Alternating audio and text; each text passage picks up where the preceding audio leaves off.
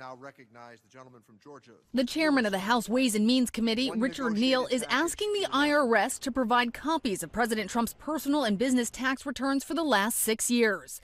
In a statement, he says the IRS has a policy of auditing all sitting presidents, and his committee is responsible for that oversight.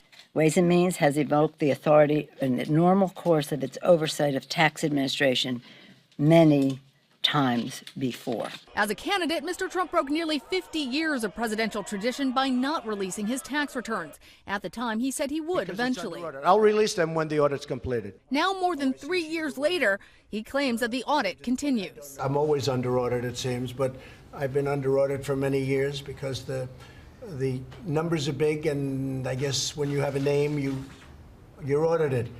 But until such time as I'm not under audit, I would not be inclined to do that. The president's defenders say this is an invasion of privacy that could affect other Americans. But there is a precedent for Congress to compel the release of the returns for a legislative purpose. And Democrats say the American public deserves this transparency. So there would be some benefit that would accrue to the American people by knowing the financial interests of the president and being able to determine for themselves whether or not his financial interest impacts his public policy making. Representative Kildee also says that under Section 6103 of the tax code, the chairman is allowed to request those tax returns and the IRS must comply. Lana Zach, ABC News, Washington.